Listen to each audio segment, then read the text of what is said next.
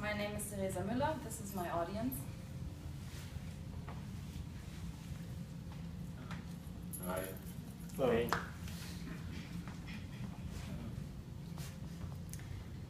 Everyone listens to music every day. We listen to Alicia Keys, we listen to the Beatles, we listen to hip-hop, rock, pop, any kind of music. But no one actually knows where this music is coming from and where the roots are. No one knows where the piano or classical parts are from. Today, I'm going to talk about one of the most important and influential persons for music, Ludwig van Beethoven.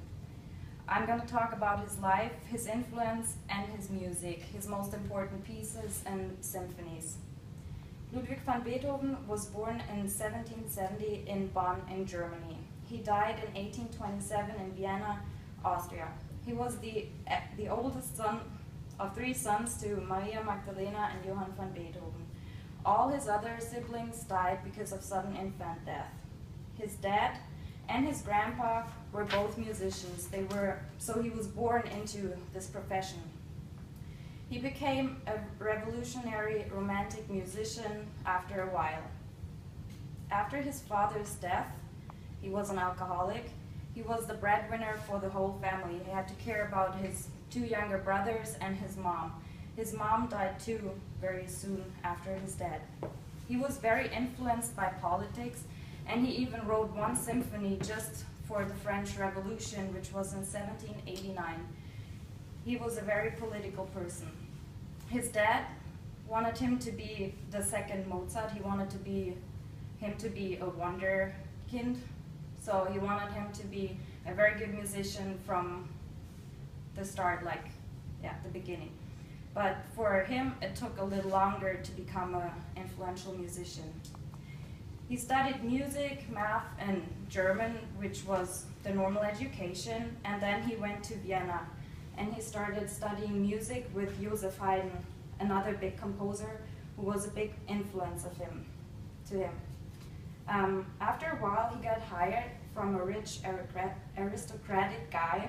His name is Lichnowsky, and he was the first musician ever to get a yearly salary. He made 600 gulden, which basically saved his life because he had a safe income, which was not really normal for musicians by that time. Most of the musicians just got money for the pieces they made. He was not just the first composer with a salary, which made him popular and influential, but also his composing was very new for that time. Because of the reason that he got this salary, he just composed 9 symphonies his whole life. He was 57 years old when he died. Mozart, for example, who died in his 30s, a lot younger, he composed 60 symphonies. Joseph Haydn, he composed 160 symphonies in the same amount of time because they got paid for it. His symphonies are very popular. Everyone knows them. The 5th symphony, for example, everyone knows the beginning of it. The 6th symphony, he draws pictures in it with the music.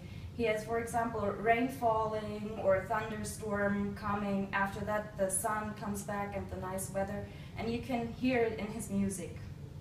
The 9th symphony, his last one, is a very important one because it was the first symphony ever with vocal parts in it. It's Freude schöner Götterfunken, everyone knows that. This all was just possible because he had a stable income. Around the 1800s, the century, he started becoming deaf. So he still composed, but he was being deaf. He started playing the piano louder, and he destroyed several pianos because he tried to play the piano so loud he could hear it, but at the end he didn't. He was even in front of an orchestra and showing them how to play without even hearing them. He just tried to feel the music and look at them. Because he became deaf, he started getting into a depression. But even being deaf, he still composed music that is an influence in nowadays music. His compositions also, the number of compositions also decreased, and he started traveling around Europe a lot, till his one brother died and he became the guardian of his nephew. During that time, he also got sick with pneumonia and he never really recovered. And this just helped the depression, and it got even worse. And finally, he died in 1827. He was already very special and popular during his lifetime. Most of the other composers, for example Mozart and Haydn, no one really knew them. Mozart, no one even cared that he died. Beethoven's funeral, there were 20,000 people attending because he was already such a popular and great guy during his lifetime. His achievements, according to Walter Herro, who's a music researcher, are that he raised the level of popularity of music during that time because art and literature were more important than music.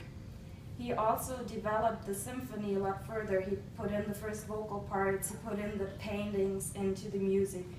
He put it into a new direction. And in our days, over 200 songs are influenced by his music. For example, the song Piano and I by Alicia Keys, she starts off with the Moonshine Sonata, or This Night by Billy Joel. In conclusion, he was a daredevil, he was influenced by politics, but he was also an incredible musician. Even that he was deaf, he still played the piano and he still composed. He changed and influenced our music like no other composer during that time, and he still is in our lives. I hope you learned a lot about him today and you know how he still influences nowadays music. He died a long time ago, but he's still around. Thank you.